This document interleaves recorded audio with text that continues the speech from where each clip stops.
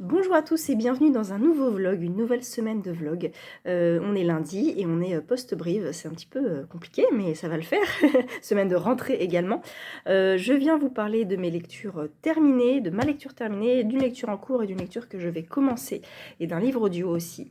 Donc c'est lundi, c'est plutôt cool le matin, là je vais aller bosser ce midi donc livre audio, j'écoute La Fabrique de Poupées, je vais juste commencer, j'avais écouté le prologue à savoir 2 pages, 1 page et demie je crois. Que je vais probablement réécouter. Là, j'ai une demi-heure aller, une demi-heure retour. Et ce soir, j'ai 1h15 aller et une demi-heure retour. Donc, je vais pouvoir bien rentrer dans l'histoire, ça va être top. J'ai très très hâte de bien le découvrir, ça va être chouette chouette. Ce week-end, donc c'était Brive. J'ai lu en tout 100 pages, 150 pages. J'avais commencé Le chien de Baskerville, des Baskerville, de Sherlock Holmes, de Arthur Conan Doyle. Où nous retrouvons le chien n'importe quoi, le personnage de Sherlock Holmes. Je suis pas très réveillée, c'est un livre qui fait 190 pages en édition Librio à 2 €. J'avais déjà le premier tome, à savoir Une étude en rouge, et je ne sais pas si j'en lirai d'autres. J'ai bien aimé ce livre, il est haletant, il est prenant, il se passe des choses mystérieuses autour de ce chien qui tue des hommes. Mais j'ai déjà vu ça, en fait, même si je sais que c'est à l'origine, probablement, de beaucoup de romans, beaucoup de policiers, de thrillers, parce qu'on est dans du thriller à certains moments, c'est vraiment... c'est un peu angoissant, j'avoue, dans la lande, dans la plaine comme ça, sombre et brumeuse. C'est très bien, c'est très très très bien écrit, il y a vraiment des passages magnifiques, des descriptions superbes.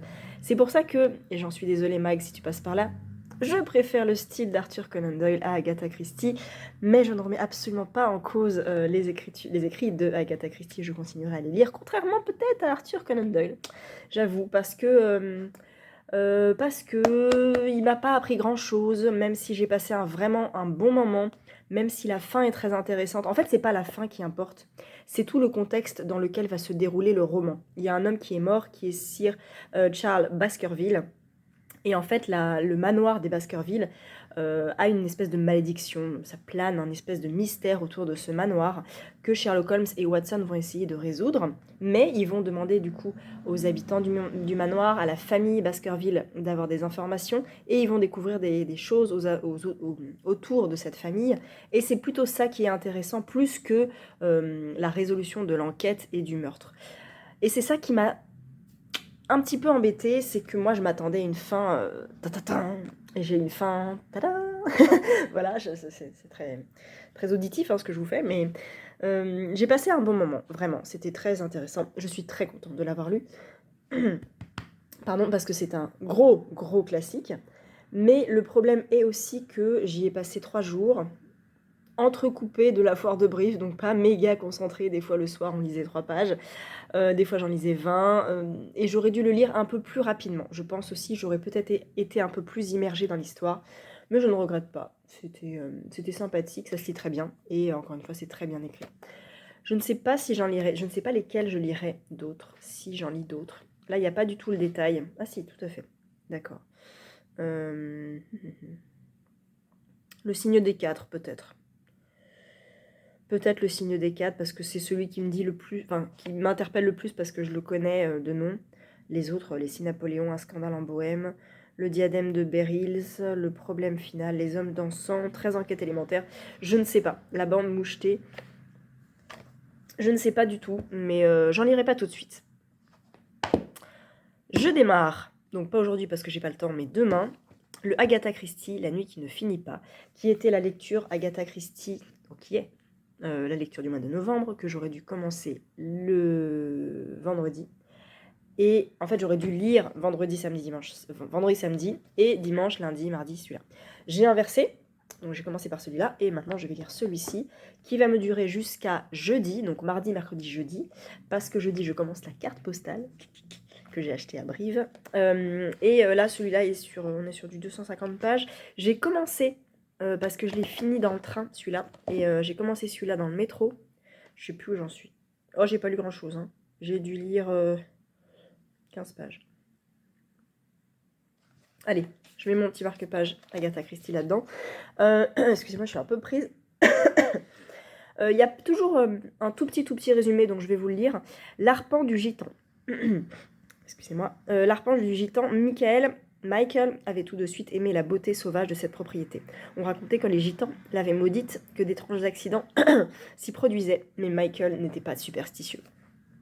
On est sur un manoir qui s'appelle l'arpent du gitan, donc, et en fait voilà, les gens l'ont baptisé les tours. Et c'est un homme qui va donc, probablement Michael, qui va commencer à s'intéresser à cette demeure et vouloir l'acheter peut-être. J'en suis là, je ne suis qu'au tout début, je ne sais rien de ce roman, j'aime bien la couverture. Et puis elle est toute douce, je vous l'avais dit la dernière fois. Donc ça va me faire 2-3 jours, demain, après-demain, peut-être jeudi matin, mais jeudi j'attaque la carte postale. Donc voilà.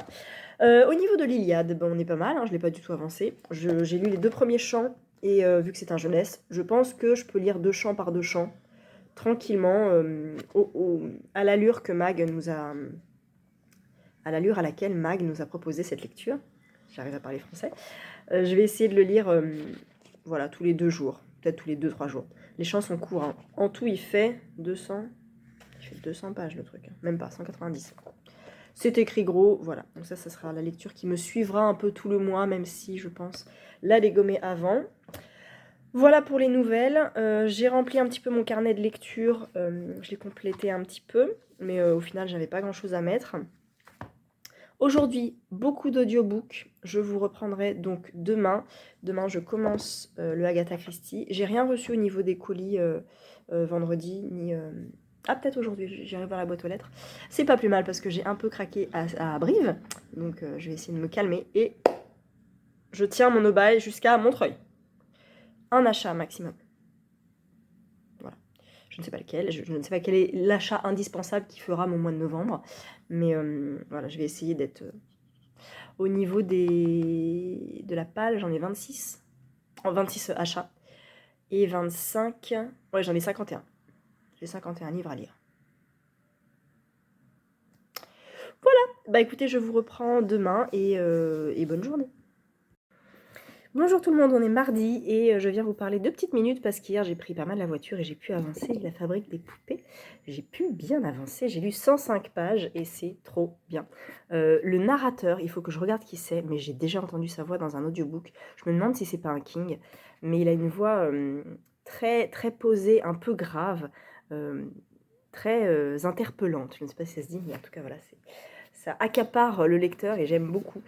Donc, dans la fabrique de poupées, on va suivre plusieurs personnages. On va suivre 2 sœurs, Iris et Rose, qui travaillent dans un magasin de poupées, une fabrique de poupées. On va suivre Silas, qui est taxidermiste, qui empaille des animaux, tout ça. Et on va suivre Louis, qui est peintre. Et tout ce monde-là va se rencontrer et va coexister dans un Londres de 1850, où se tient l'exposition universelle qui approche. Et on va nous emporter dans un monde de poupées et de dessins et de peintures et de cabinets de curiosité un petit peu, parce que Rose et Iris, les 2 sœurs, ont une histoire particulière, je ne vous en dis pas plus, mais elles sont très attachantes à leur manière. Il y a une question esthétique aussi derrière, l'esthétique du beau, l'esthétique du laid aussi. Et c'est très intéressant. J'aime beaucoup. Je retrouve, comme Estelle me l'avait dit, Petite de Édouard Carré, qui est paru au Cherche-Pity, qui a été un gros coup de cœur pour moi, que j'ai adoré. C'est l'histoire de Madame Tussaud, en fait, dans les années 1750, tout ça. Et c'est vrai que ça fait très cabinet de curiosité, les choses un peu étranges qu'on aime voir, l'ambiance un peu Tim Burton. On retrouve un petit peu là-dedans aussi, on retrouve un petit peu le Dickens, en fait, les descriptions à la Dickens des gens pauvres du Londres des années 1850. Et vraiment, j'aime beaucoup, beaucoup ce que je lis, enfin ce que j'écoute. Et à lire, je pense que ça doit être aussi agréable. Franchement, ça s'écoute tout seul. Oui, bien sûr, je suis passive quand j'écoute, hein, je suis pas... Voilà. Mais vraiment, c'est très agréable, c'est un plaisir. C'est de Elizabeth MacNeil. Il était sorti il y a un petit moment, ça c'est les épreuves non corrigées. Il sortait en octobre 2019, ça fait 2 ans qu'il est sorti. Et il est sorti en poche depuis, je crois. Là, c'est Presse de la Cité. Il a dû sortir du coup, peut-être chez 10-18 ou Pocket, je ne sais pas. Bref, en tout cas, si vous l'avez dans votre palle, n'hésitez pas à le sortir parce que c'est très agréable à écouter, à découvrir et j'aime beaucoup, vraiment j'aime beaucoup, beaucoup. Donc j'ai qu'une hâte, c'est de retrouver ma voiture maintenant parce que je vais aller faire mes courses et je vais mettre mes écouteurs dans les oreilles pendant que je fais mes courses. Donc ça c'est top parce qu'après je reprendrai pas la voiture avant lundi prochain et ça va faire un petit peu long. Mais la semaine prochaine je pars en formation et du coup j'ai 2 heures de voiture aller, 2 heures de voiture retour. Donc ça veut dire et c'est top. Voilà, bah écoutez, je vous laisse là, je vais aller me préparer pour aller faire mes courses du coup.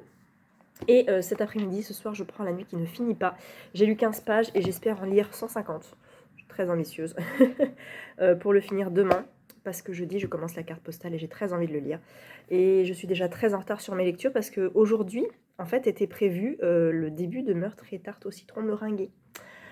Voilà, donc je ne le lirai pas en fait. Je vais tout de suite aller mettre un message dans le groupe Instagram pour m'excuser, mais je suis beaucoup trop à la bourre. Et vu que j'ai commencé celui-là et qu'il me tente quand même et qu'il est quand même petit, même si Anna Svensson est mon coup de cœur Cozy Mystery et que je suis trop bien dans cette saga, je préfère la lire à un autre moment, posée, plutôt que de speeder, de le lire en 2 jours même pas, parce qu'il fait quand même 400 pages, je crois. Donc voilà, et je préfère me consacrer à Agatha Christie. Ça, je sais que c'est un peu plus possible. Il est vraiment tout doux. J'adore. Il est tout doux. Voilà, et du coup, je vais pas lire Meurtre et tarte au citron meringuée, je le lirai pas tout de suite parce qu'en décembre, je suis full. En janvier, je commence à être bien. En février, bah ça sera en février ou en mars. Ah! Ce qui est cool, c'est que le tome 5 de la saga d'Anna Svensson sort en février. Donc, si je lis le tome 4 en février, je peux peut-être caser le tome 5 en mars, pour mars au féminin. Et ça serait chouette. Je vais peut-être faire ça. En tout cas, voilà, je suis hyper frustrée de ne pas pouvoir le lire, mais j'ai pas trop le choix. Et finalement, je me rends compte que j'ai peu de temps dispo pour lire. Et comme je lis beaucoup dans les transports, je lis. Enfin, j'ai surtout des transports le mardi et le mercredi. Vu que là, c'est férié jeudi en plus, je n'aurai pas de transport. Donc la fin de semaine est toujours un peu délicate. Je peux lire quand je suis à la maison, mais j'ai toujours d'autres trucs à faire, donc c'est un petit peu compliqué. Mais c'est comme ça, c'est la vie, c'est frustrant, mais c'est pas grave. Il y a plus important. Donc voilà, j'espère que vous ça va et je vous reprendrai peut-être. Je parle beaucoup trop vite, j'y peux rien. Si j'ai du courrier, je vous dirai si j'ai un petit unboxing à faire. Ça fait longtemps que j'ai rien reçu, mais c'est pas grave, j'attends rien. Enfin, j'attends, j'ai un nouveau partenariat. Je vous en dis pas plus pour l'instant, j'attends de voir si je reçois le catalogue, si je trouve des choses. Mais c'est une belle maison d'édition que j'aime bien, c'est une grande maison d'édition. Et j'osais pas, et puis les filles m'ont dit mais si, vas-y, ose. Et j'ai osé, ils ont dit d'accord. J'étais contente. Voilà, et bah écoutez, passez une bonne journée, je vous retrouve peut-être un peu plus tard, sinon bah demain.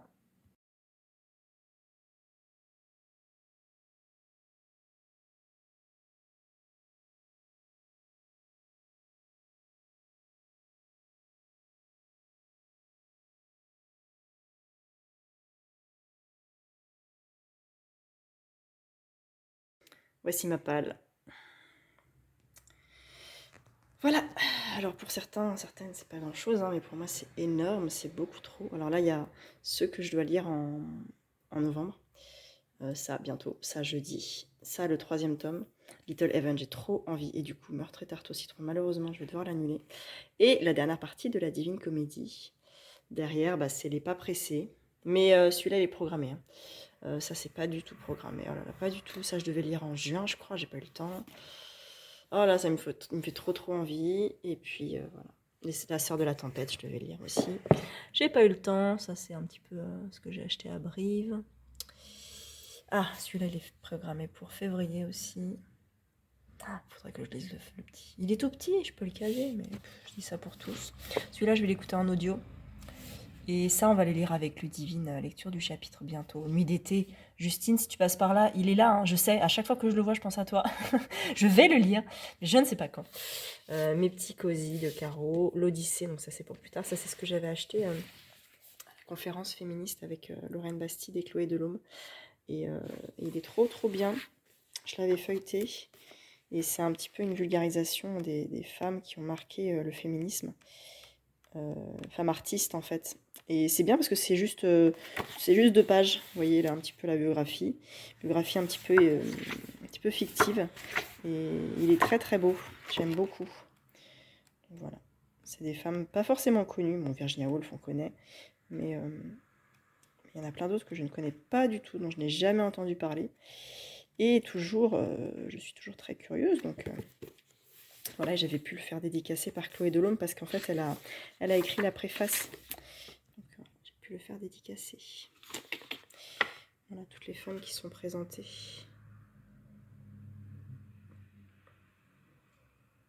Si ça vous intéresse, comme ça vous en savez un petit peu plus. Voilà, et puis la bibliothèque féministe, hein, pareil, que j'ai reçu l'Iconoclaste, qui me fait beaucoup trop envie. Johanna, il faut absolument, absolument que je lise ton livre. Il me fait énormément envie, je veux le lire, mais je n'arrive pas, je n'ai pas le temps de le caser. Celui-là, je l'avais acheté clairement juste parce que la couverture était magnifique. C'était Monsieur Toussaint. Ah non, Monsieur Toussaint, l'ouverture. Et j'aime beaucoup trop cette couleur. Mais il est pas du tout pressé, hein, il est là, mais si je le lis dans 5 ans, c'est pas grave. Je crois d'ailleurs que je l'ai mis dans ma palle post 2022. Bon, alors ça, c'est mon cadeau de Noël. Voilà, donc je n'ai pas le droit d'y toucher. Ça, c'est un SP qui me tente. La Marie disparue, c'est pour décembre. Ça, c'est pour Mars au féminin. Benoît, si tu passes par là, c'est Cherche Midi. Et celui-là de Camille Roy, qu'il faut que je lise aussi. Et puis derrière, il y en a plein. Voilà, on voit pas, il y a du Norek. Il y a quoi encore? Oh là là, on voit mal. Bref, il y a beaucoup trop de choses. Les Chroniques de San Francisco, vous savez quoi, je ne l'ai même pas mis dans ma palle parce que ça fait 20 ans que je les ai en fait. Ça compte plus, hein, je pense qu'il y a prescription au bout d'un moment. Voilà, celui-là c'est pareil, il est énorme, mais c'est Martha O'Kelly. Comment vous dire que Le lilas ne refleurit qu'après un hiver rigoureux est un énorme coup de cœur et que je m'en rappelle encore et que voilà, je veux lire ce nouveau qui parle de l'esclavage et j'ai trop envie. Celui-là aussi me fait vraiment envie. Sur les rails, il me tentait aussi Château Charbon, je l'avais eu pour la rentrée littéraire l'an dernier. Regardez tout ça là, regardez tout ça. Si vous en avez dans votre palle, et dites-moi s'il y en a qui sont beaucoup trop bien, qu'il faut absolument que je sorte de ma palle demain. Donc je pourrais pas le faire, mais voilà, au moins j'aurais une excuse. Hop, alors, attendez, on va essayer de caler ça. Comme ça, non ça marche pas. Ok, voilà, oh là là, Grimaldi, tout ça. Voilà, bon, on peut être confiné, normalement j'ai de quoi faire.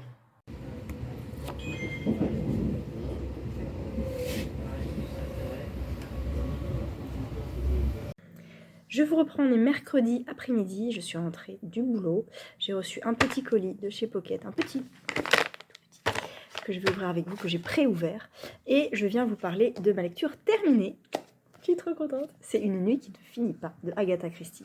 J'avais pour objectif de le finir aujourd'hui parce que demain je commence la carte postale, qu'en fait j'ai déjà un petit peu commencé parce qu'en vrai je suis page 50 je crois, même un peu plus parce que je l'ai avancé dans le bus, je l'avais en numérique sur mon téléphone et du coup je l'ai en version papier et j'avais pris un tout petit peu d'avance en sachant qu'il y avait quand même plus de 500 pages et que je me le suis mis en 4 jours je crois. Mais c'est possible, je pense que vu l'allure à laquelle je le lis, il se lit très vite et les chapitres sont très courts. Donc j'avais pour objectif de finir celui-là et je l'ai fini. Et je suis trop contente, c'était trop génial. Rien à voir avec les Agatha Christie de d'habitude, c'est limite du thriller domestique. Il n'y a pas d'enquête, il n'y a pas Poirot, il n'y a pas Marple, il n'y a pas Parker Pine, il n'y a pas d'enquêteur connu. C'est un hors-série, j'ai envie de dire, de Agatha Christie. Très différent de ce que je lis d'habitude. Alors au niveau de la traduction, j'ai été parfois un petit peu embêtée par le caractère familier de certaines phrases. Je me dis c'est bizarre que ça a été traduit comme ça, c'est pas très grave. Et en fait ce livre a été écrit plutôt tard, je ne sais pas quand Agatha Christie est décédée, mais là ça a été écrit en 67. Donc c'est vraiment, tiens je vais regarder en même temps. Agatha. Forcément quand on cherche Agatha, il n'y en a qu'une qui sort, c'est Agatha Christie. Elle est décédée en 76, donc presque 10 ans avant... elle a écrit presque 10 ans avant sa mort, donc elle avait déjà un petit peu de bouteille en ce qui concerne ses bouquins. Et ouais, et là on est presque dans du thriller en fait. On suit l'histoire de Michael. Michael, comment il s'appelle Michael Ah, je sais plus son nom de famille. Michael qui nous raconte son histoire. C'est le narrateur et le personnage principal. Il va faire une rencontre qui va bouleverser sa vie, celle de Ellie. Feliman, je crois. Non, c'est quoi son prénom Ellie, c'est son petit diminutif. Il va tomber follement amoureux d'elle et en fait il décide d'acheter une maison, avant de la rencontrer, il décide d'acheter une maison sur un terrain un peu maudit qui s'appelle l'Arpent du Gitan. Apparemment il y a des gitans qui habitaient sur ce terrain qui visiblement ont été expulsés je crois et qui veulent récupérer ce terrain donc ils ne veulent pas qu'une maison soit construite. En plus Michael a très envie de bâtir une grande maison moderne et tout, ça plaît pas du tout aux alentours. aux personnes alentour, je vais y arriver. Et à côté de ça, il rencontre donc Ellie, la femme de sa vie, ils vont se marier et ils vont faire construire la maison sur l'arpent des gitans. Voilà, l'arpent du gitan. Et ils vont rencontrer une bonne femme, une espèce de diseuse de bonne aventure qui va dire ah, celui qui achète ce terrain va être maudit à jamais, il va mourir. Tout ça. Et Michael et Ellie disent ouais, c'est bon, ok, d'accord. Sauf que il va se passer des choses. J'ai vraiment, vraiment beaucoup aimé ce bouquin. Il est tout court, il se lit tout seul. J'ai tout compris, j'ai jamais été perdue. Il y a peu de personnages, j'ai tout compris. Et c'était top. Le retournement de situation, je l'ai lu 2 fois. Hein. J'arrive à la page du retournement de situation. Et je lis et je tourne la page et je fais oh, j'ai loupé un truc. Je relis, je fais ah ouais, oh, mais non, mais c'est trop bien. Et je continue et je fais trop bien. Et puis encore un autre retournement de situation, mais qui m'a fait trop rire. Enfin, pas trop rire parce que c'est un peu glauque, mais c'est machiavélique, vraiment. C'est top, j'ai adoré. Donc voilà, je suis trop contente. Vraiment, et ben je pense qu'il est dans mon top 3 d'Agatha Christie. Mais rien à voir avec Poirot. C'est pas du tout un classique, hein. Celui-là, j'ai jamais vu passer nulle part. Je pense qu'il est beaucoup moins connu que certains, mais waouh, trop bien. Vraiment trop bien et hyper novateur pour l'époque, je pense, hyper moderne. Donc j'aurais presque envie de lire les récents, récents d'Agatha Christie, donc ceux qu'elle a écrit peut-être à la fin de sa vie, parce que clairement, chapeau, j'ai vraiment adoré. Donc ça c'est cool. Je vais peut-être prendre un petit peu d'avance sur la carte postale. Ou alors non. Oh non, tiens, je pourrais lire l'Iliade. Parce que j'ai 2 champs de retard. Vu que c'est mon édition jeunesse, je peux tout à fait, je suis au champ 3, je pourrais lire 3 et 4. Voilà. En sachant que dans 1 heure, je vais chercher mon fils. Et que j'ai d'autres choses à faire. Et que bien sûr, je n'aurai pas le temps de lire aujourd'hui. Donc, ça va être demain. Donc, demain, je lis la carte postale. Donc, je vais prendre du retard sur l'Iliade. Donc, ça va pas du tout. C'est pas grave. Donc, bon, c'est bien parce que j'ai mon cerveau qui réfléchit en même temps que je vous parle. J'ai pas de filtre. Pocket. Alors, j'attends rarement des choses de chez Pocket.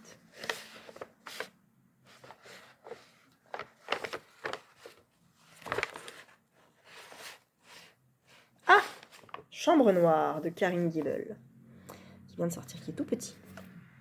Cet ouvrage a reçu le prix Bob Moran. Je ne savais pas qu'il y avait un prix Bob Moran. Il sort quand? Je ne sais pas, il est disponible. Il est disponible chez Pocket. C'est un recueil de textes, d'accord. Un recueil de textes noirs, humains, bouleversants et engagés, d'accord. Il y a des soupirs, des souvenirs et des sourires. Il y a ces jours sans fin et ces nuits sans chaleur, cette sensation d'être sale, d'être rien, moins que rien, ces dangers qu'on n'a pas vu venir, ces risques qu'on n'a pas osé prendre, ces tentations auxquelles on n'a pas eu la force de résister. Il y a ces mauvais héritages, ces mauvais choix, mauvaise pente, mauvais départ, il y a ce manque de chance, il y a cette colère, ce dégoût, il y a des fois où on préférait être mort. D'accord. Voilà, Chambre Noire. Merci beaucoup Pocket. Alors elle en a écrit beaucoup, hein. Alors ils sont tous chez Pocket, elle en a écrit tout ça. Il est sorti chez Pocket, j'en ai lu plusieurs. J'avoue que ça fait un moment que je ne me suis pas tournée vers cette autrice parce que... Mais bon, pourquoi pas, en tout cas merci. Ah voilà, le dernier est sorti chez Plomb, il s'appelle Glen Afrique. Je ne savais pas du tout, je ne l'ai pas vu passer. Donc voilà, merci beaucoup Pocket.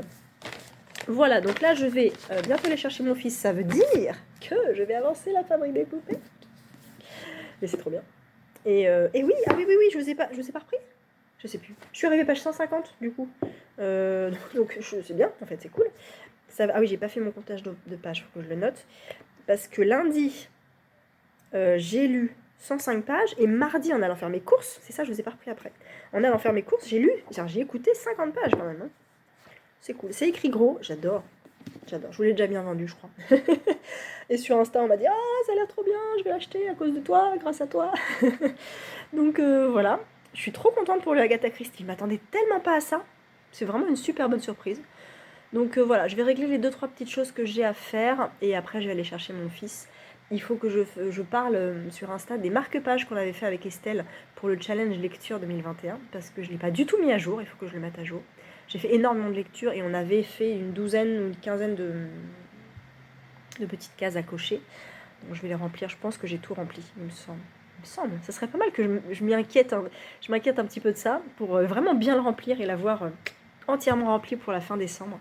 Je ne sais pas si on reprend ces marque-pages là en janvier. On n'a pas encore discuté avec Estelle, mais c'était vraiment une belle opération, donc c'était cool. Et puis voilà, il faut aussi que je fasse des photos pour des concours Instagram parce que vous êtes 10 000 à me suivre sur Insta et c'est juste énorme. Je me réfléchissais des fois quand je vois les gens sur Instagram, les nombres d'abonnés, je me réfère à des salles de spectacle, vous savez, genre le Zénith à Paris c'est 6 000 places, Bercy c'est 14 000 places et je connais ces salles. Du coup j'ai une jauge, vous voyez, et je me dis 10 000 c'est presque un Bercy quand même. C'est quand même énorme. Donc voilà, je me réfère à ça. J'imagine que moi je suis au milieu comme ça et je parle à tous ces gens-là quand je suis en story. C'est un peu flippant. Mais bon, je sais que vous n'êtes pas 10 000 à m'écouter en story, mais vous êtes nombreux.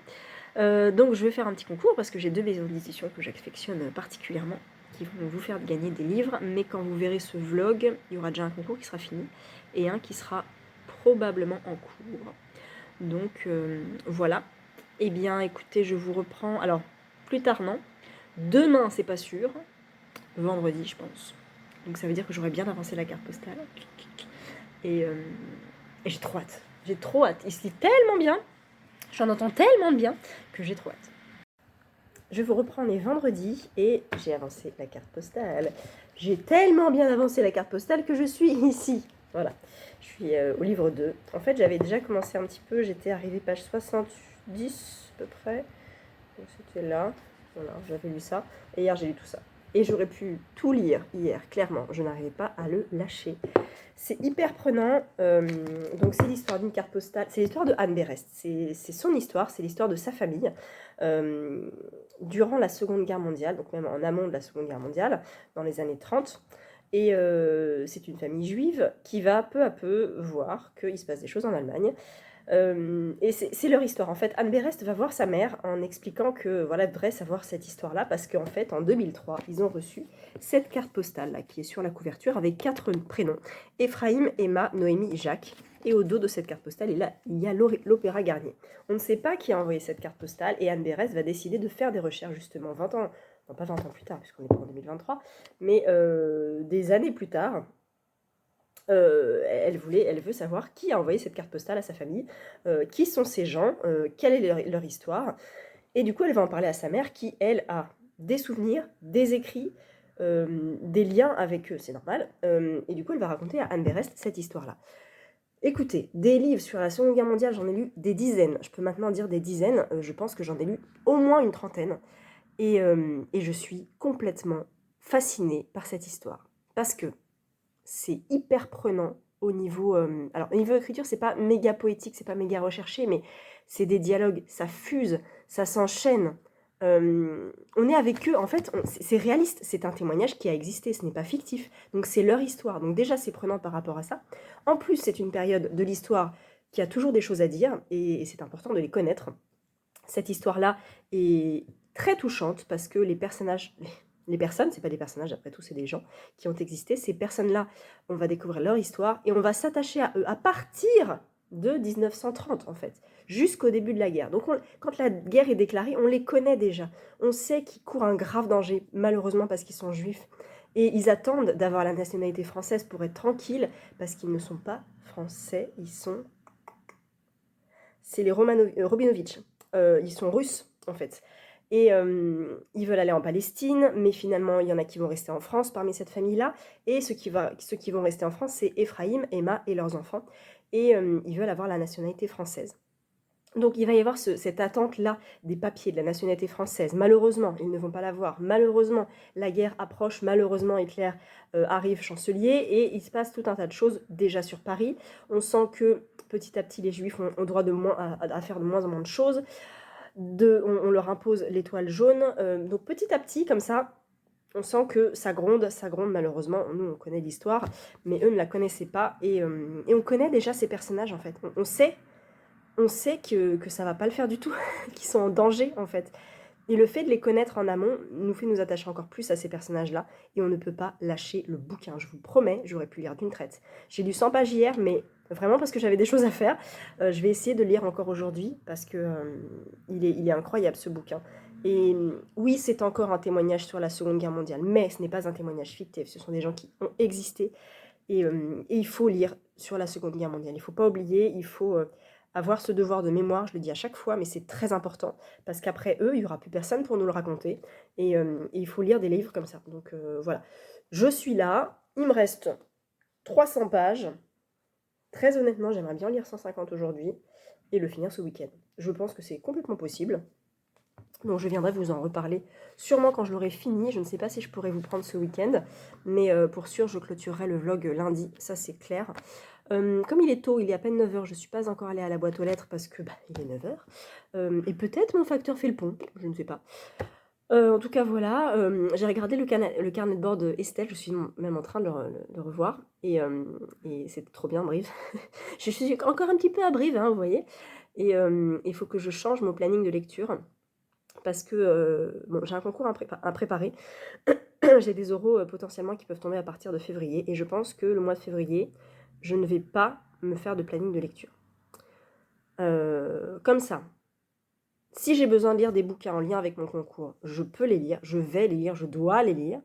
Et j'ai pas la pression, même si je me mets pas la pression, mais je me mets des bouquins, donc j'aimerais bien les lire, d'avoir des livres dans mon planning de lecture en me disant, bon bah telle date, et ne pas laisser de place à mon concours. Donc, je vais pas me faire de planning de lecture en février, je reprendrai en mars, pour mars au féminin. J'ai un planning pour janvier, je vais essayer de pas trop le blinder, je crois que j'en ai pour l'instant 5 ou 6.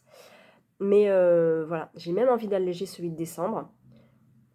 Mais bon, voilà, il faut que je m'y mette. Et il ne faut pas que je me mette la pression. Il faut que je sache que j'ai des livres à lire, j'ai des articles à regarder, j'ai des textes de loi à apprendre, des dates à connaître, des fonctions à connaître aussi. Et ça fait partie de mon boulot, donc il faut que je le fasse. Voilà, donc je vais essayer de réarranger un petit peu, de réaménager mon planning et d'y aller cool, sans me mettre la pression. Donc voilà, le programme du jour, ça va dépendre de plein de choses ce matin. J'ai des courses à faire, j'ai des petites choses à faire. A priori, je peux me poser pour lire la carte postale. On a le live à midi avec Estelle, parce qu'on est vendredi. Et on reprend les lives, ça va être cool. Et puis cet après-midi, j'ai mon fils à la maison. Donc voilà, pendant sa sieste, je vais potentiellement lire. Et il faudrait que je bosse un petit peu aussi. Et puis ce week-end, on n'a rien de prévu. Donc ça va être tranquille. Normalement, mais tout peut arriver. Donc on verra. Je vous reprendrai. Soit je vous fais des petits plans ce week-end, soit je vous reprends lundi. Et puis je vous reprends de toute façon pour clôturer le vlog. Je vous reprends 2 petites minutes parce que j'ai reçu un colis. Donc je vais l'ouvrir avec vous. C'est un colis Pocket. Oh, cool! Ah, je l'ai vu passer celui-là. Alors, Tatiana de René, Tamara par Tatiana. Voilà. J'ai vu en regardant les stories de Pocket que ça parlait de Tamara de Lempicka. Moi je connais Lolita Lempicka, mais Tamara de Lempicka est une femme dont je vais vous lire. Il sort quand? Il sort. Il est potentiellement sorti. Ou alors. Ah, le visuel de couverture est inédit pour la parution chez Pocket. Il est réalisé par Charlotte Joly de René. Je crois que c'est la fille de Tatiana de René. Voilà. Donc, Tamara de Lempicka, potentiellement, c'est elle qui a fait ça. Je pense que vous connaissez ce tableau. Voilà, moi je le connais et je ne savais pas du tout que c'était d'elle. Donc, depuis qu'elle a posé les yeux à 15 ans sur une toile de Tamara de Lempicka, Tatiana de René n'a cessé d'être fascinée par son œuvre et sa vie. Au volant de sa Bugatti verte, la reine des années folles y construit déjà sa propre légende, faite de scandales et de secrets, d'élégance totale et d'exil constant. Une vie plus grande que la vie, que la romancière restitue pour nous, avec la passion intacte de son premier choc esthétique. Ça doit être très intéressant. Je pense, ça me fait un peu... Enfin, ça me fait penser, pas du tout. Oh, elle est dédicacée, merci. Tamara Belle et Rebelle, pour Florence, merci. C'est trop gentil. Alors, Tatiana de René, j'ai écouté Les Fleurs de l'Aube, j'avais été déçue par la fin, c'est pas grave. Je veux retenter cette autrice, notamment avec Menderley Forever, qui est la biographie de Daphné du Maurier. J'attendais d'en avoir lu encore un, à savoir Le Bouc émissaire. Et après, je me lance dans la biographie. Et là, ça m'a l'air un peu biographique aussi. Je n'ai jamais lu de biographie de Tatiana de René. Je pense que... oh, j'aime bien la manière de... C'est écrit. Vous voyez les chapitres? En fait, c'est juste des petits paragraphes comme ça. Donc, je pense que ça doit se lire tout seul. Il a l'air top. Il est court, il fait 300 pages. Même pas. Même pas, parce qu'il y a une bibliographie à la fin, et une chronologie. Tamara, ouais. Ah oui, dis donc. 287. Donc, ma foi, pourquoi pas. Et voilà, du coup, moi j'avais envie de tenter la biographie de Daphné du Maurier par Tatiana de René. Et en plus, j'ai vu qu'elle avait fait un livre audio, 3 livres audio avec Kobo. Et moi j'ai Kobo en audio pour mes audiobooks. Et du coup, j'ai bien envie de tenter parce qu'elle a fait 3 épisodes, un sur Zola, un sur Daphné du Maurier, et un sur Romain Gary. Non. Bref, c'est trois auteurs, autrices qui me tentent énormément. Et j'ai un trou, ça m'énerve.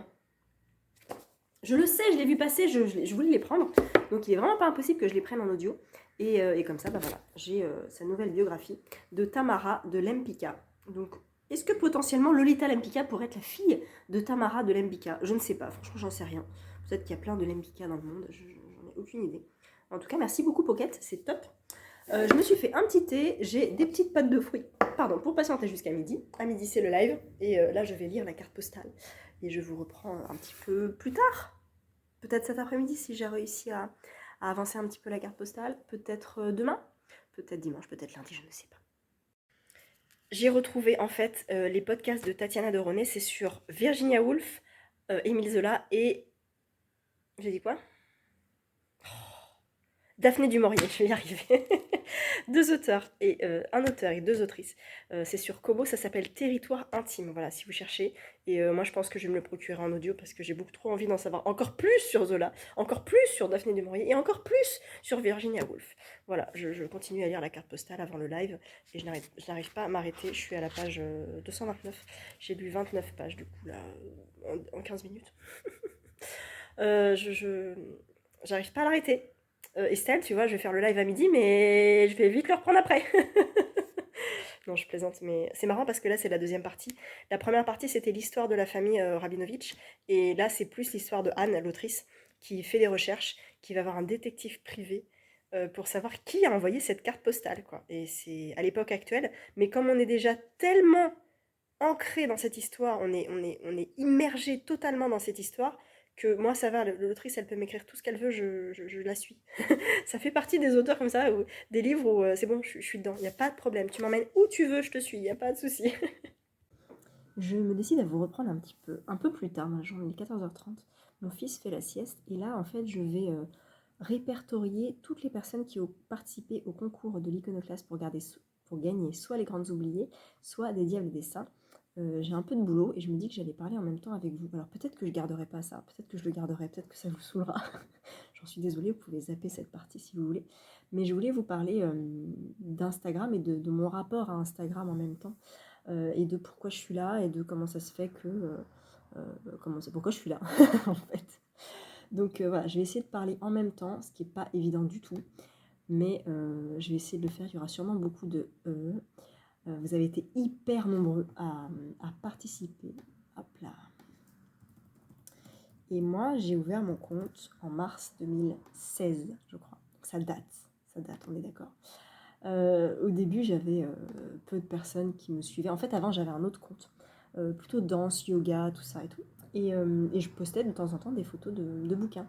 Et puis c'est comme ça que j'ai rencontré des filles que je connais toujours, à savoir Lucille, Ludivine, Estelle, Jennifer aussi, si tu passes par là.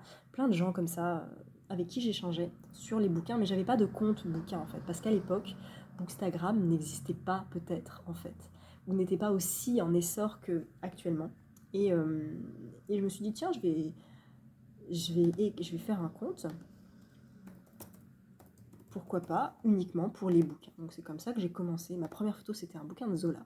Je crois que c'était L'Assommoir. Et puis voilà, j'ai commencé à zéro, hein, comme tout le monde. Et c'est avéré que je suis arrivée, je pense, au bon moment sur Booksta. Parce que c'était l'époque où il y avait des hashtags, tout ça. Il n'y avait pas de story encore, il n'y avait pas tout ça. Donc c'était juste à travers les posts en fait qu'on donnait nos avis lecture. Et c'est pour ça que le post en lui-même avait une grande importance. Alors les photos, il y avait des très belles photos, mais les feeds, c'était pas encore tout à fait ce que c'est maintenant. Les gens ne soignaient pas de la même manière leur feed. Et ceux qui le faisaient, c'était pas forcément en France en fait, c'était beaucoup à l'étranger. Vous savez quoi, je me rappelle même plus de comment c'était à l'époque, mais même les onglets de recherche, il n'y avait pas tant de choix, tant de suggestions que ça. Enfin, il y avait peut-être moins d'algorithmes aussi à l'époque.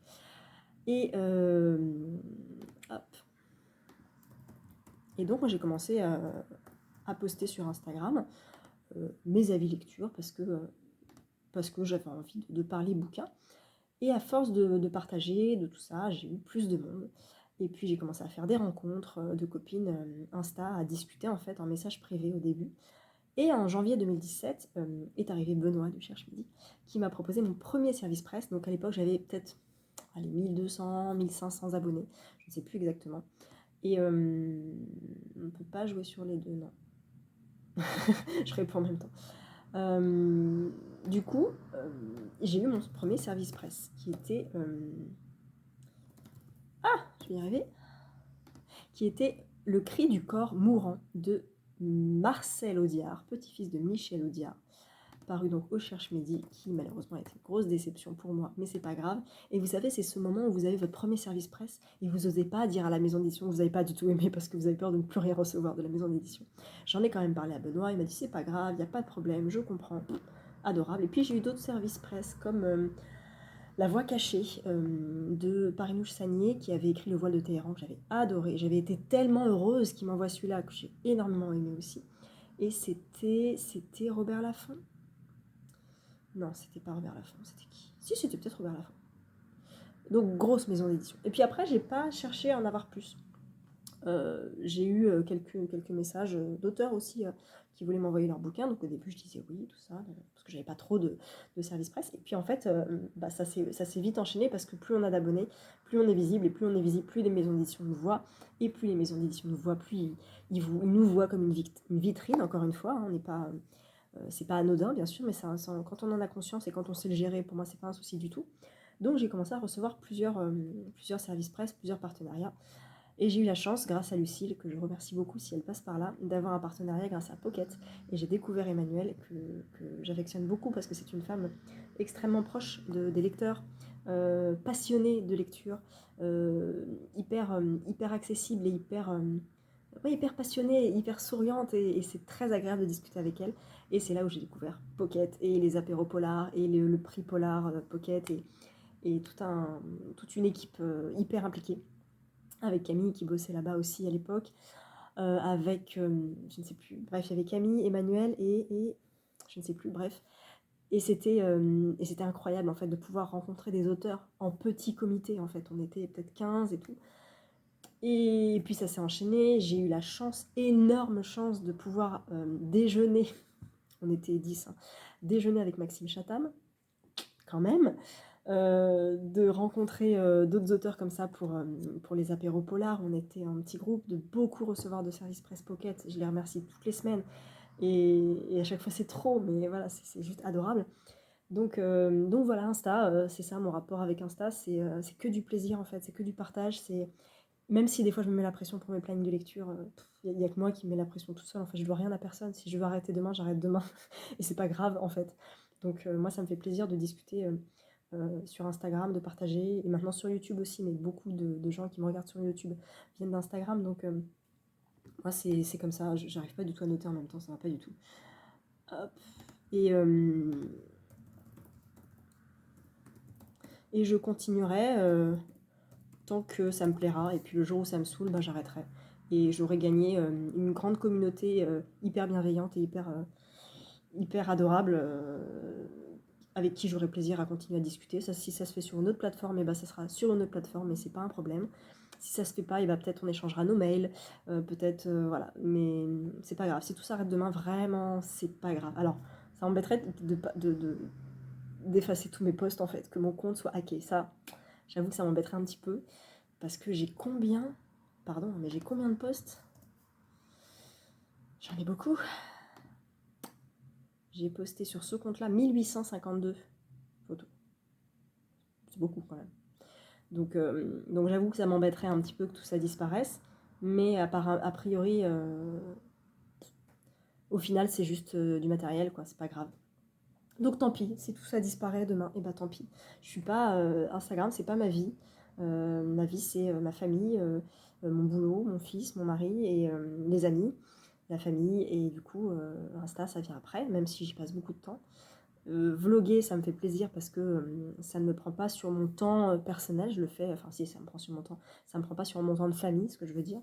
Et, euh, et voilà, je reste dispo et j'essaie de me dire que c'est pas parce que j'ai 10 000 personnes que ça y est, j'ai 10 000 personnes, tu comprends, voilà, je suis là pour plus personne en fait, contactez-moi par mon agence. Non, non, je réponds à tout le monde, j'essaie de répondre vraiment à tout le monde. On fait des lives avec Estelle et on essaie vraiment à chaque commentaire de répondre à chaque personne, mais des fois c'est difficile parce qu'il y en a beaucoup. Mais on essaie vraiment, moi j'essaie d'être au plus proche des gens en fait, même si parfois quand vous m'envoyez un petit message, mais juste un petit cœur, je vois tout, je vois tous les messages, j'essaie de répondre à tout le monde, même si c'est souvent la même chose que je dis, quand vous achetez un livre à cause de moi ou grâce à moi, je dis ah trop bien, j'ai hâte que tu m'en parles.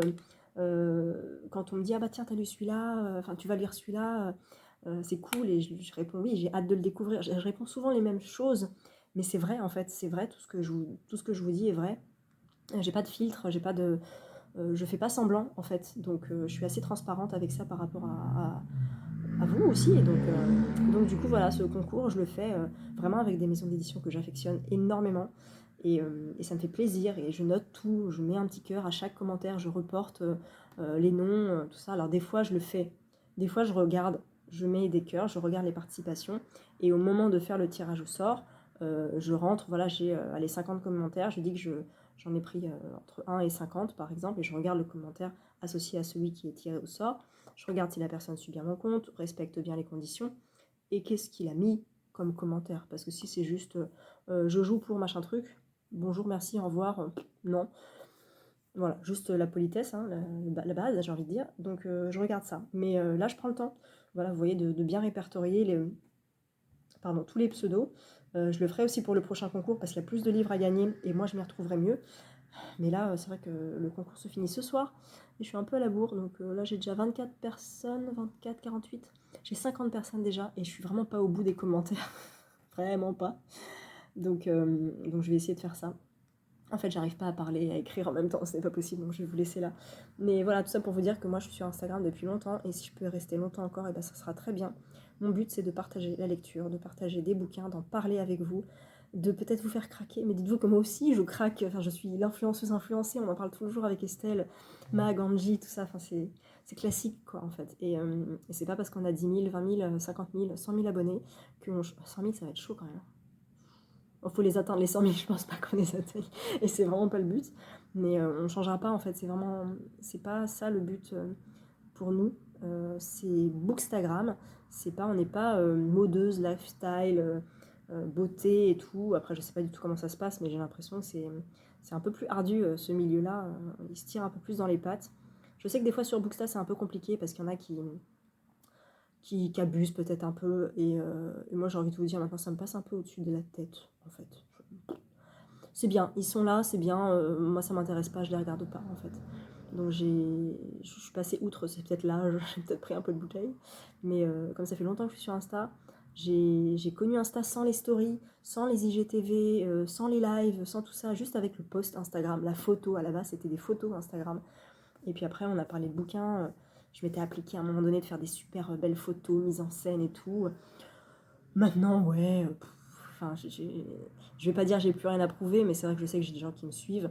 Et si on veut me lire, on me lira, peu importe la photo que je poste. Et si on veut pas me lire, et ben c'est pas grave en fait. Moi j'aurais posté mon avis.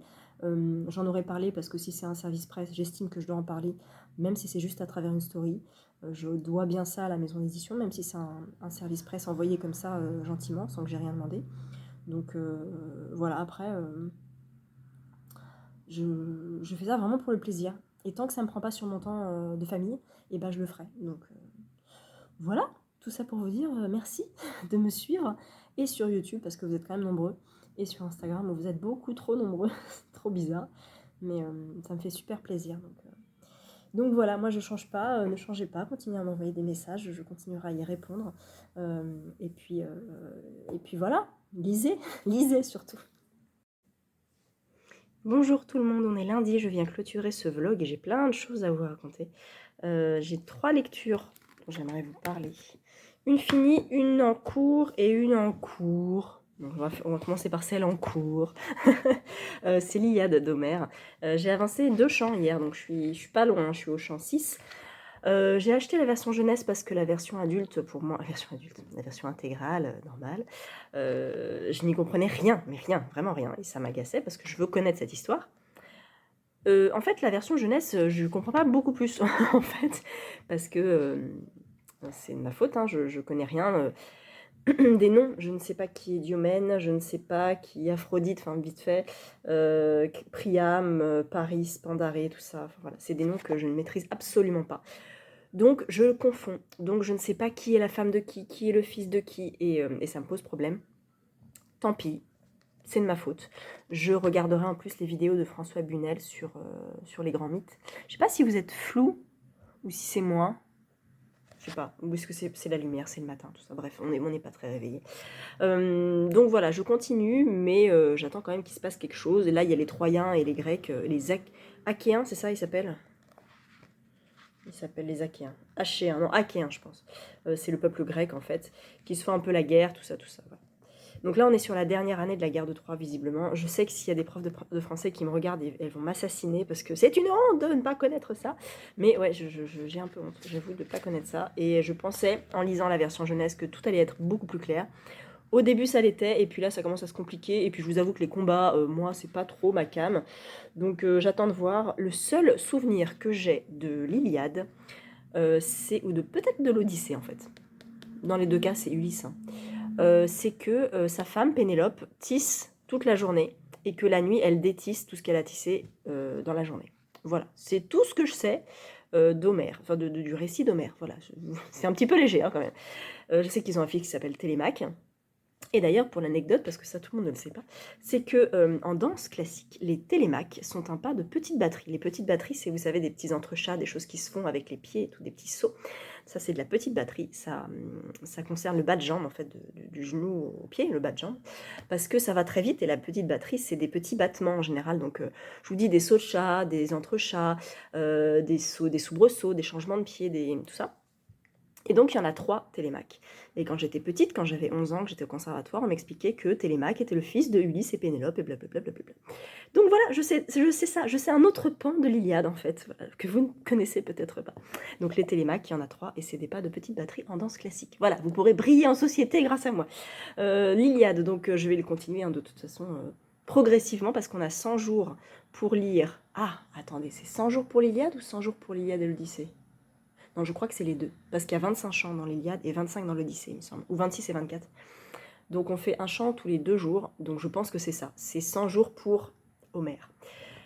Donc je ne suis pas au bout de mes peines, mais je ne suis pas au bout de mes surprises non plus. Parce que je pense qu'il y a moyen de moyenner et qu'il y a moyen de s'intéresser à tout ça, un petit peu. Ah, en plus, avec le récit de François Bunel sur les grands mythes sur Arte, ça peut vraiment le faire. J'ai commencé sinon ce week-end Meurtre et tarte au citron meringuée, qui est le tome 4 des aventures de Anna Svensson, des enquêtes d'Anna Svensson. Et où est-ce que j'en suis? J'en suis déjà à la moitié en fait. Voilà, j'ai lu 100 pages avant-hier, 100 pages hier, je compte bien lire 100 pages, 100 bonnes pages aujourd'hui et le finir demain. Demain je pars en formation, et je suis en formation mercredi, jeudi, donc je suis toute seule à l'hôtel et je vais m'ennuyer, donc je vais lire. Et donc du coup je finirai celui-là. Et normalement, mardi, je commence La Maison des Voix de Donato Carisi. J'ai tellement hâte. J'ai vu que le dernier était sorti. Il s'appelle comment? C'est juste un mot. Je sais plus. Mais la couverture est super jolie. Et c'est du Donato Carisi. Donc en fait, j'ai même pas besoin de lire le résumé. Je sais que ça va me plaire. J'en ai lu pas mal. Et j'ai lu Le Chuchoteur. J'ai pas lu L'Écorché. J'ai lu L'Égaré. Le Jeu du Chuchoteur. J'ai lu Ténébra Roma. La Fille dans le brouillard. Qu'est-ce que j'ai d'autre? Et c'est déjà pas mal. Et là, La Maison des Voix. Donc voilà. Et puis j'ai lu ça. Donc, vous allez lire ce livre. C'est un énorme coup de cœur. J'ai compté, j'en ai lu 20 des romans sur la Seconde Guerre mondiale. Et je pense que j'ai pas tout, parce qu'en fait, sur Livre Addict, j'ai fait la recherche selon les livres historiques. Mais je pense qu'il y a des livres qui parlent de la Seconde Guerre mondiale qui sont pas forcément historiques, genre des essais, genre Charlotte Delbo, c'est pas forcément un roman historique, c'est plutôt un témoignage. Donc voilà, j'en ai lu quand même un paquet, et c'était tellement beau, parce que c'est l'histoire de la famille d'Anne Berest, c'est son histoire à elle, donc ça la touche au plus profond d'elle-même. Déjà parce que historiquement, c'est une période extrêmement forte, extrêmement lourde de symboles, de sens, d'histoire, de tout ce que vous voulez. Qu'il y a un énorme devoir de mémoire, qu'on ne cessera jamais d'en parler, qu'il ne faut jamais cesser d'en parler, que c'est un travail de recherche colossal qu'elle a fait auprès de sa mère et auprès de voisins, d'enquêteurs, de graphologues, je crois, pour décrypter cette carte postale. Qui a écrit cette carte postale envoyée en 2003 avec l'Opéra Garnier derrière et les 4 noms de ses arrière-grands-parents, enfin, qui a envoyé ça, en fait? Elle ne comprenait pas. Pourquoi le timbre est à l'envers? On le découvre dans le livre, et moi je l'avais même pas remarqué, c'est en lisant le livre, je fais « Eh, mais oui, c'est vrai. Pourquoi il y a écrit M Bouvéry, c'est ce que c'est vraiment un M? Pourquoi le A de Emma, il est écrit comme ça? Est-ce que quelqu'un s'est fait passer pour quelqu'un d'autre ?» Enfin, c'est passionnant, c'est vraiment une enquête de fou, en fait. À l'intérieur de cette histoire avec un grand H, qu'est la Seconde Guerre mondiale, j'ai mis quelques post-it, mais c'est tellement beau, c'est dur, vraiment, il y a des passages extrêmement durs qui se passent dans les camps. Il y a le passage du retour aussi des camps. La France est libérée et les détenus, les prisonniers, ceux qui étaient dans les camps, reviennent. Et les gens sont étonnés. Ah, mais dis donc, c'est quoi ces vêtements-là? Ils étaient prisonniers, vraiment, le crâne rasé, c'est pas très beau quand même. Enfin, tous ces trucs. Et je me dis, mais ça devait sûrement être vrai en fait. Les gens qui ne connaissaient rien, mais rien des camps de concentration, qui voient ces gens débarquer, quel regard tu portes sur eux? Bah, ah oui, dis donc, ils sont si pauvres que ça, ils ont été maltraités, qu'est-ce qui s'est passé? Mais les gens étaient à milieu de croire tout ce qui s'est passé. Et ils n'y pouvaient rien, parce qu'effectivement, rien n'avait été dit, et qu'ils ont découvert ça longtemps après. Mais, ah, j'ai la chair de poule encore en parlant. C'était formidable. Mais je pèse mes mots parce que c'est très très dur comme récit, mais il y a vraiment la partie historique au début où on découvre qui est la famille d'Anne Berest, la partie enquête pour savoir qui a écrit cette carte postale, et puis eh ben, le récit de ceux qui l'ont vécu, Myriam, Noémie, Ephraïm, Emma, tout ça, tous ces personnes-là, en fait, toutes ces personnes-là qui ont vécu ça. Et le lien qu'il peut y avoir entre Anne Berest, sa sœur, sa famille et ces gens-là. C'est extrêmement fort, je vous jure, c'est extrêmement beau. Pour l'instant, tout le monde est unanime, je n'ai pas vu une seule critique négative de ce livre. Peut-être qu'il y en a, peut-être que ça plaira pas à tout le monde, effectivement, mais on peut vraiment pas rester indifférent face à ce bouquin, c'est pas possible en fait. Donc je pense que je vais pas écrire de chronique, je vais juste poster ma petite photo en disant lisez-le, point. Voilà, c'est tout en fait, parce qu'on en a tellement dit, il a été goncourisable, tout ça, goncourable, je sais pas comment on dit. Il était dans la liste, puis il a disparu de la liste, mais ça y est, il avait déjà fait le buzz, tout le monde en a parlé. Il y a une histoire de critique très dure autour de ce livre. Voilà, je reviendrai pas dessus parce que je ne le connais pas finalement, peu, donc je préfère pas me prononcer. Mais vous cherchez Camille Laurence et la carte postale, vous allez tomber sur des choses normalement. Et en fait, ce livre-là, doit faire partie des livres qu'on doit lire sur la Seconde Guerre mondiale, parce qu'il fait partie des témoignages essentiels, parce qu'il apporte toujours un regard neuf, nouveau, parce que c'est toujours intéressant d'avoir plusieurs points de vue, et que c'est magnifique, voilà, c'est très beau. Il y a des passages qui sont extrêmement bien écrits, il y a des passages ultra poignants, ultra durs, mais c'était trop beau. Et la fin, la dernière phrase est parfaite, clôt parfaitement le livre, clôt parfaitement l'histoire avec un grand H, et c'est extrêmement vrai, c'est terriblement beau. Et jusqu'à la fin, je me dis, mais on va savoir qui a envoyé cette carte postale en fait. Et j'en parlais avec une libraire qui fait donc partie, qui a créé le club de lecture du comptoir des lettres, ce qui s'appelle Azélie. Et elle me dit, mais moi, tu sais que j'étais à fond, qui a écrit cette carte postale? Je voulais savoir, j'avais des théories et tout. Et moi, je me disais, mais en fait, je m'en fiche, vas-y, raconte-moi des trucs, raconte-moi ta vie de famille, ton histoire, j'ai envie de savoir la carte postale qu'il a envoyée, finalement, on s'en fiche. Mais arrivé à la fin du livre, je me dis, mais quand même, on sait toujours pas qui a envoyé cette carte postale. Et on le sait à la toute fin. Déjà, je m'attendais pas à ça parce que j'avais pas vraiment réfléchi à ça. Et en plus, la raison pour laquelle cette carte postale a été envoyée et par qui est magique, magnifique. Donc, c'était trop bien. C'était beaucoup trop bien. Je l'ai lu en 2 jours. Hein. Le premier jour, alors moi j'avais déjà lu 69 pages, 70 pages. Le premier jour, j'ai lu 100, je sais plus, 180 pages, non, 100 pages. Oh, je sais plus. Bref, je l'ai commencé jeudi, je l'ai fini samedi matin, je crois. Voilà. Donc je l'ai lu en 2 jours et c'était beaucoup trop bien. Je suis contente de l'avoir fait dédicacer, mais j'aurais voulu le lire avant parce que j'aurais voulu en parler avec l'autrice. C'est pas très grave, mais ouais, si vous avez l'occasion de le lire, clairement. Alors je sais que ça rebute un peu parce qu'il est quand même à 24 €, que c'est un grand format, que probablement il aura une nouvelle vie en poche et qui sera très acheté quand il sortira en poche. Si vous le trouvez à la médiathèque, empruntez-le et lisez-le parce que vraiment il est magnifique. Et il n'est pas impossible qu'en l'empruntant à la médiathèque, vous ayez envie de le garder avec vous, en fait. Et on parle souvent des bandeaux qui saoulent, en fait. Voilà, les bandeaux, on en a marre. Mais là, il est tellement important qu'on ne peut pas l'enlever. C'est d'ailleurs pour ça que j'ai mis ma petite gommette là, et pas là, derrière le bandeau, parce que le bandeau, je vais le garder, en fait. Le bandeau, il y a écrit Goncourt, prix littéraire, c'est une pépite, je sais pas quoi, on s'en fiche. Mais là, bah, ça a vraiment son importance, en fait. Donc voilà pour la carte postale. Je commence ma semaine tranquillement. J'ai petits achats à faire, j'ai course midi, j'ai course ce soir. Ça veut dire que ce midi, partant en transport, je vais pouvoir avancer meurtre et tarte au citron. Ça veut dire que... bah ça, je vais peut-être le dire dans le prochain vlog. Bref, c'est pas grave, je me répète. Et je prends la voiture ce soir, donc je vais avancer la fabrique des poupées. C'est cool. Et puis demain, je prends beaucoup la voiture pour aller en formation et je rentre jeudi, donc je prends aussi la voiture. Donc je pense que j'aurai fini la fabrique de poupées jeudi. Et puis voilà, je vous laisse et je vous reprends là pour un nouveau vlog et j'espère que vous ça va, que vous faites de belles lectures et que ce vlog vous a plu. N'hésitez pas à me laisser un petit commentaire. Je dis pas un petit pouce parce que je m'en fiche, enfin voilà, faites ce que vous voulez. Vous abonnez si vous voulez, vous laissez un commentaire si vous voulez. J'essaie de moi d'y répondre à chaque fois. Et voilà, je vous souhaite une très bonne journée et je vous dis à bientôt.